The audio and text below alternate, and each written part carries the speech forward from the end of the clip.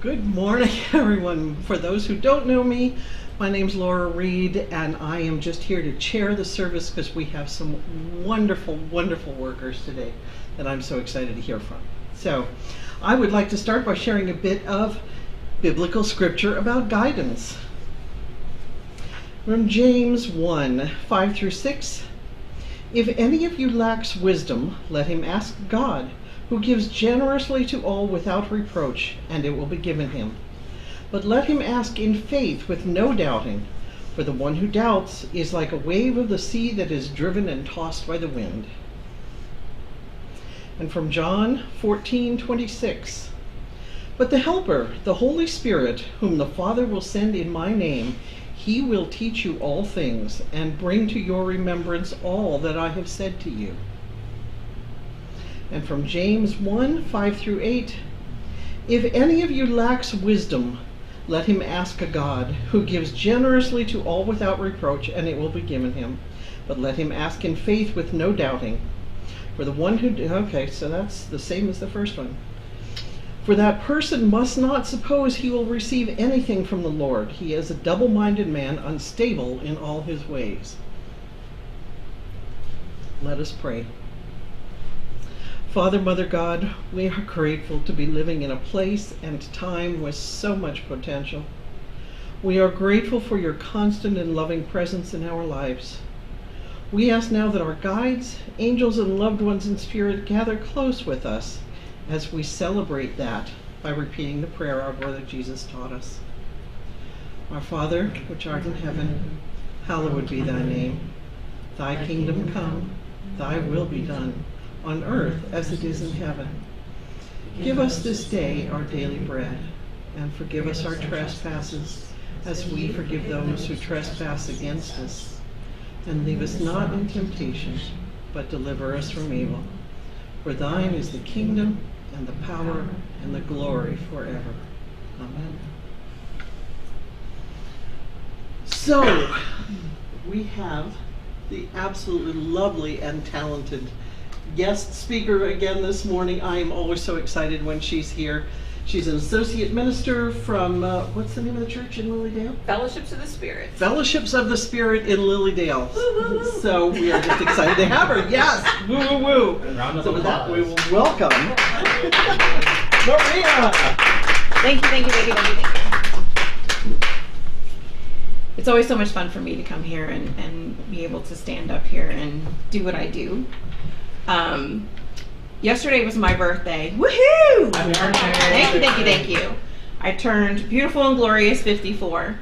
And I have a lot of people say to me, you actually just tell people your age? Well, absolutely, I'm proud of it. I'm proud of all the gray hair, the wrinkles, I'll take it all. Because even though this has not been an easy existence, it's a beautiful existence. And it doesn't have to be beautiful to anybody but me, because I'm the one that's living this experience. And so often we have spent our lives paying attention to what everybody else is doing and wondering and comparing, because we learn this from a child growing up, that it's either, be seen and not heard, go outside and play, leave us alone. And, we hear, why can't you be like your brother? Why can't you be like your sister? Why can't you be like your friend? So we learn from a very early age that we must compare ourselves to someone else to find what is acceptable to other people. And then we wonder why we have a complete world filled with people pleasers or control freaks. This is why we've created that dynamic, because we've all agreed to it at some way. We've not stepped outside of our upbringing. We've not stepped outside of looking at things in a different view. And so it becomes really important to us, especially as we get older, to begin to mind our energy. And what do I mean by mind our energy? Our energy exudes from us every minute of every day, no matter where we go, no matter what we do, no matter what we say. And your words carry a vibration with them, whether it is a beautiful high vibration where you've lifted someone up from the day, or a lower vibration where you may have hurt someone that day. And we've all experienced this. We've all done it. We've all hurt someone. We've all been hurt. In this pain, we have to find forgiveness. We have to be able to forgive those who've hurt us, not for them, not to make them feel better, but so that we don't carry that burden. We don't need to carry that pain and trauma forward because we're giving all of this space to someone else in our head and handing them our power. And we're operating from a place of hurt, which is sending out that lower vibration of hurt and pain to anyone who's around us. I remember when I was in school for mediumship training before I went to fellowships, when I was studying with Joanne, they had us do meditations to meet your team. And so I did a meditation where I had to interview my doctor chemist. And he was an interesting fellow. He liked wearing jeans and a white t-shirt and bare feet. So in meditation, he takes me into this beautiful park. And we're in the park and we're sitting down on a blanket and we're having a long conversation about things. And when the conversation is over, we stood up and we went to walk away. And I just felt this nagging feeling. And it was a little odd. So I stop and I turn around and look. And sure enough, there's this white image outline of me still sitting on the grass. His is gone, but mine is still there. And I'm like, okay, what is this? What are we doing here? What happened? And he said, anywhere you go, anything you do, you carry your energy with you.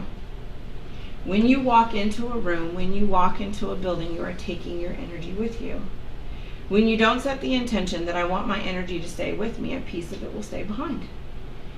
Which is why when we come across our energy again, we feel the deja vu, right? We feel that we've come back across our energy. It has our memories, it has our things, and it's like we are experiencing that again. And as we're coming across our energy, what energy did you leave there? Did you leave a heavy, dense vibration? Did you leave a high vibration? And the thing is, it doesn't matter if it's either one because it shouldn't be left behind. We need to begin setting our intention for my energy is mine. I take it with me everywhere I go. Have you ever walked into a room after someone has been arguing and you can feel the yuckiness in the air? You're like, oh my God. And you just want to turn and run, right? That's what I'm talking about. So in those moments when we're having this argument with somebody, we're sliming them with our energy. Because it's I need you to hear me. That's coming from a control standpoint. And the other person is arguing, I need you to hear me. Again, a control point. When if you come at it from an open conversation for, I'd like you to listen to how I feel, I would like for you to listen to how I feel, that those control pieces are coming from our triggers from somewhere in our childhood, in our teenage years, early adulthood. All these triggers are coming up for us. And when you start to deal with all of your triggers and you start to work through this pain, you don't have these slamming arguments anymore.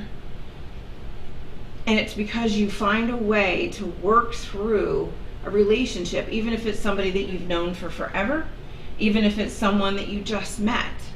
You can come from a place of peace and understanding where you have learned to forgive yourself, you have learned to forgive other people. And you begin to see people not so much as I don't like you, you piss me off, you make me mad, you do this, right?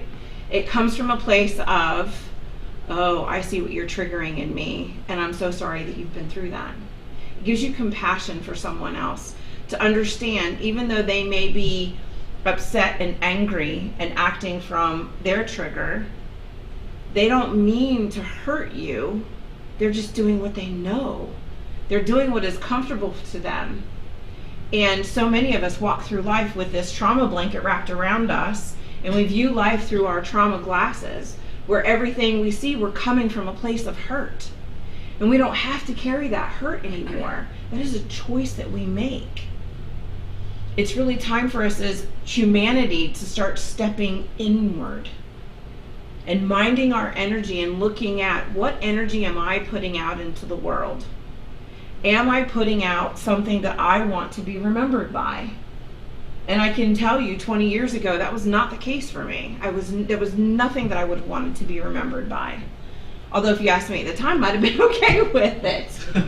But you know, when you're operating from a place of pain, you're all good with it because you don't know any better. But when you know better, you do better. And so now I can look back, and I've had to have these like really difficult conversations with my children to say, I'm sorry that I spanked you. I should not have done that. That was me acting from a triggered place where I got spanked, my mom got spanked, and you don't have to do that anymore. And so I love watching my children with my grandchildren. It makes me very weepy to watch them parent in such a different way than I did. And I don't so much always go into the, you know, poor pitiful me, I was a crappy mom sometimes. But I get into this beautiful place of I'm so excited that my children are learning from my mistakes. And it's important for us to become sovereign in who we are and learning to pay attention to our energy. Pay attention to the words that we're putting out into the etheric field, out into someone else's aura, because we're affecting them every day. You know, I'm standing up here and I'm giving this lecture or sermon, whatever you choose to call it, and I know that my words are going out and they're bopping into everybody's aura who's watching. And anything that I say that you resonate with, please keep it. If you don't resonate with it, ditch it. Put it in the metaphorical garbage and figure out something else that works for you. But if nothing else that you get from this, it's time for us to start really doing the work. Go inside. You know, one of the things that my guides have taught me, and it was very odd for me, my healing guide is Jesus. And I had a very bad relationship with Christianity for a really long time. So for me to be able to accept a healing guide like Jesus was hard. That was a lot of forgiveness. And he reminds me all the time that we have to operate from that state of compassion, operate from the state of love, knowing that we're accepting people for where they are on their journey, but we don't have to make it ours.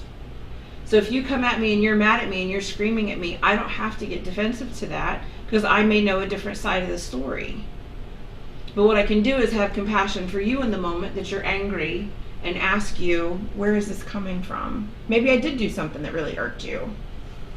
But to be able to be open and have that conversation. Start doing the inner work and looking at what can I do to change things? What can I do to change me on the inside? I was in meditation one time with Jesus and he said to me, he goes, you know, all of you humans were born with everything you're ever going to need to heal yourselves. Everything. You just have to use it. And throughout all these thousands of years of humanity, we have forgotten how connected we are to the other side all the time. It's always there. You know, this is one of the things that I teach all of my students in mediumship. I teach them mediumship is not a gift, it's an ability. We can all do it. You just have to be willing to open yourself up to do it. Do you want to do it? Not all of us were born to go out and be mediums and help. Some of us were born to be healers. Some of us were born to do IT stuff because we need it in this crazy world. We weren't all born to do the same things. But it doesn't mean that we can't learn how to embrace our higher self, listen to the advice that we have to say, because we're born with this innate gift to heal ourselves. And we deserve that. Do we not deserve to have the peace in our hearts and the peace in our minds to be able to carry out to other people?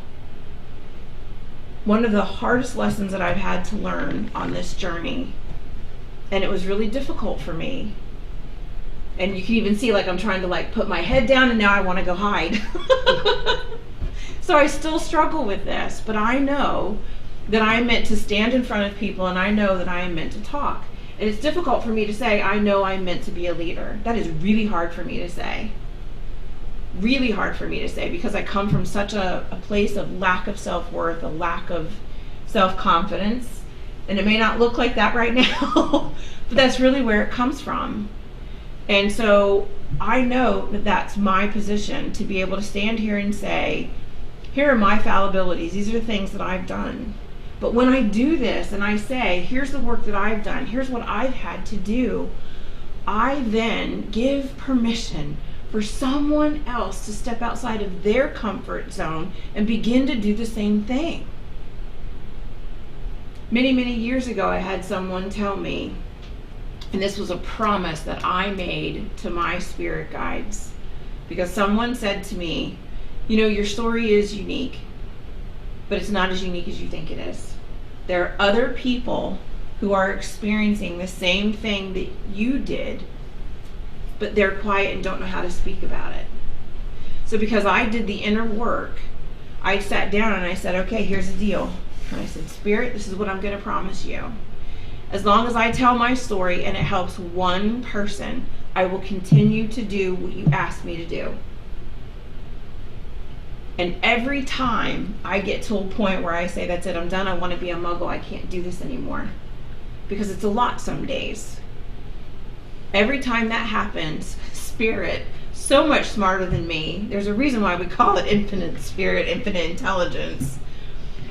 Every single time I get into that mode, someone will send me a direct message, a private message, an email, a text to tell me, you have made such a difference in my life, you have no idea.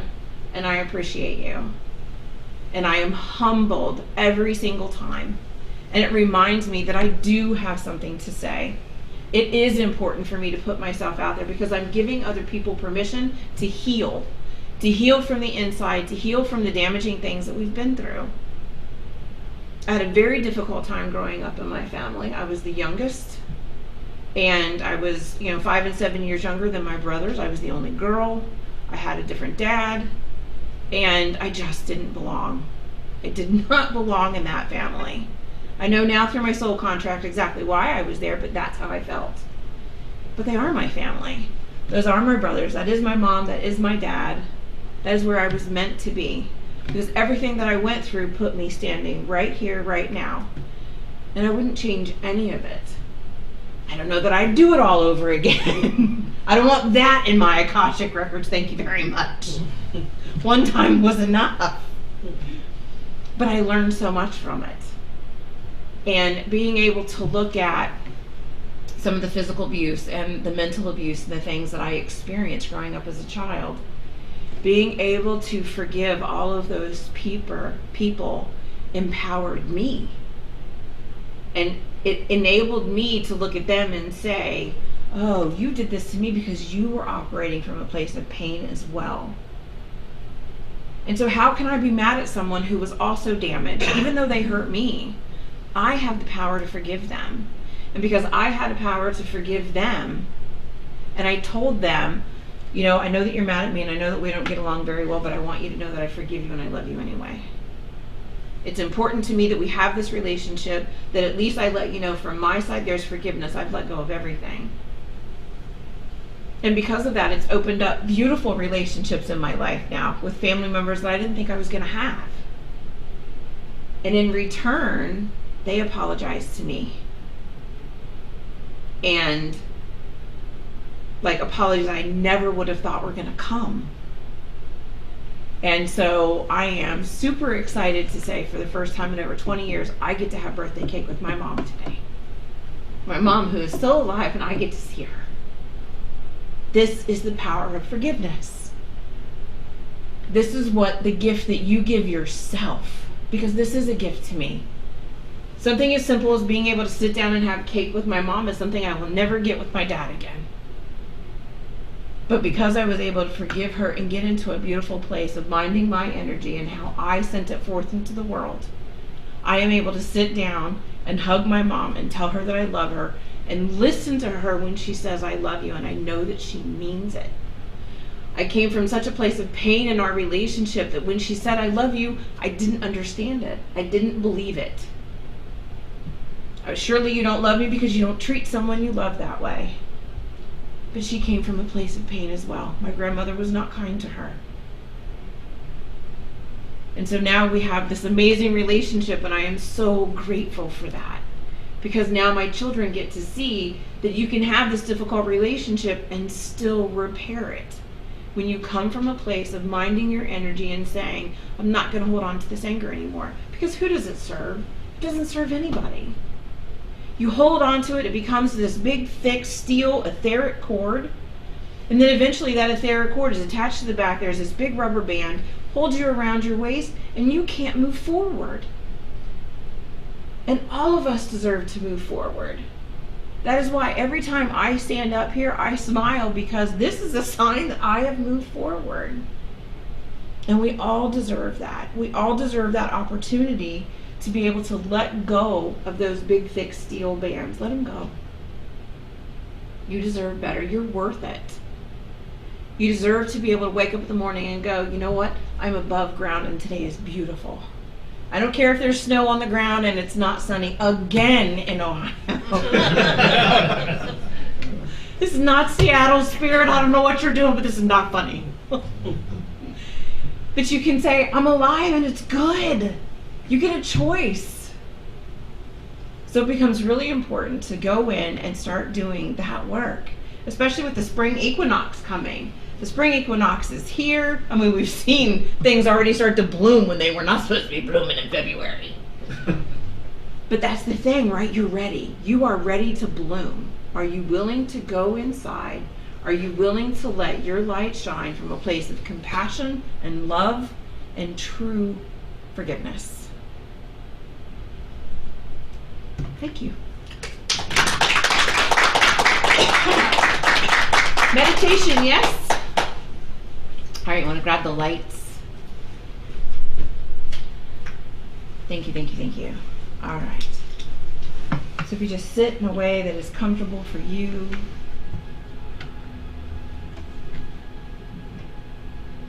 Being at peace.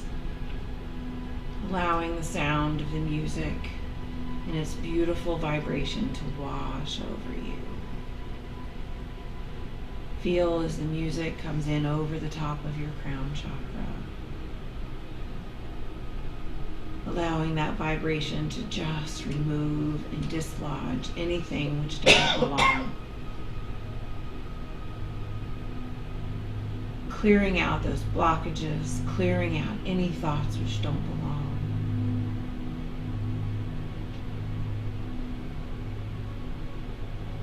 Allow the music to penetrate down, down into your heart chakra. Opening it. Allowing it to open like the beautiful lotus blossom that you are. Allowing your vibration as high and beautiful to shine bright. Feeling this energy as it goes down through your pelvic bowl and your hips. And your knees, down through your ankles and your toes.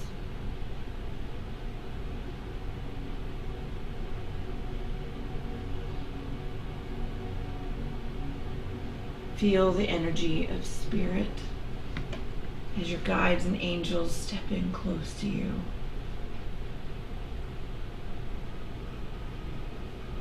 Holding you in beautiful white light all around you.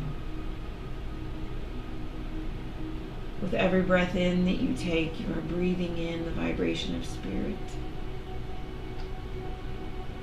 Breathing in the love and the peace of your guardians and angels.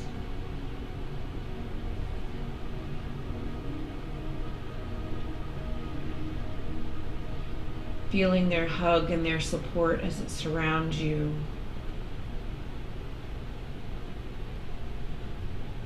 Sending your awareness into your heart center.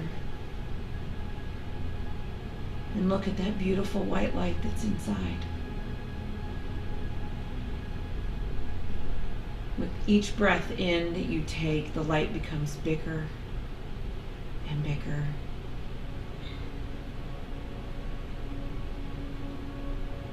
It begins to shine so bright that it can no longer be contained. It wants to be seen.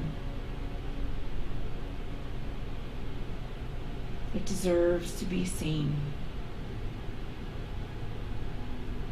Allowing your light to shine from within, all without your body.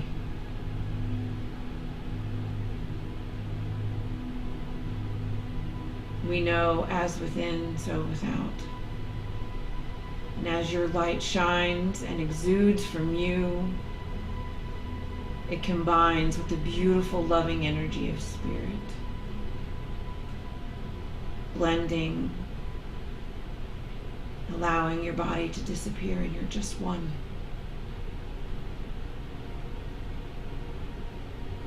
One with the all, one with each other. I am you, and you are me. And together we are Spirit.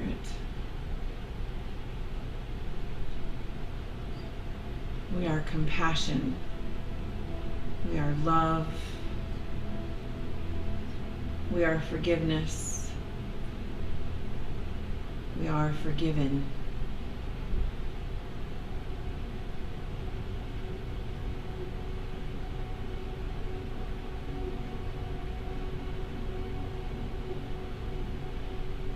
Allow this energy to completely surround you.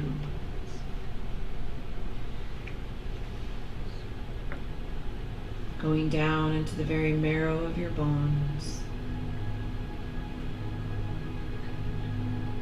Knowing that when you leave here, you are taking this energy with you because it's yours. You are never alone. Spirit walks with you on your journey everywhere you go.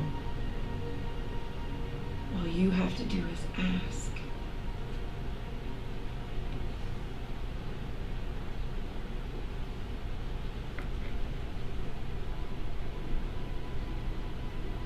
Breathing in and breathing out. Breathing in the beauty of Spirit and exhaling the blockages and the things that we've already healed from, letting them leave our aura, letting them be transmuted into love and healing for someone else who needs it.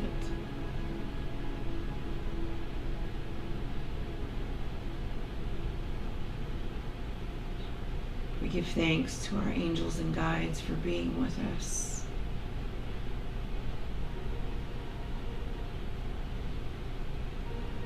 Thanking them for being around and becoming one with us, so that we feel their presence so strongly. Knowing that at any time during the day we can stop and close our eyes and just ask them to be there, and we can feel them.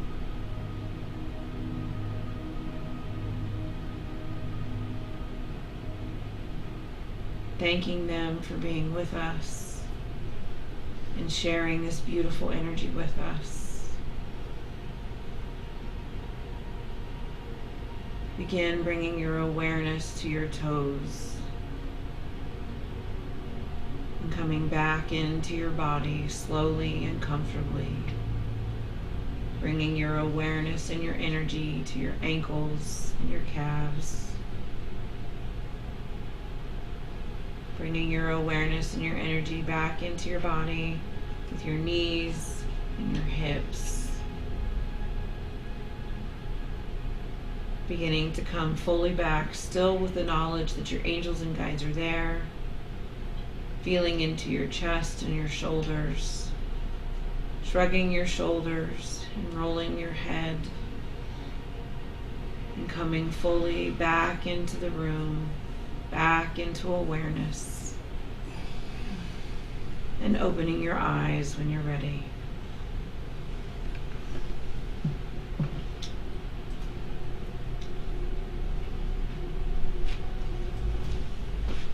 Thank you for allowing me to serve.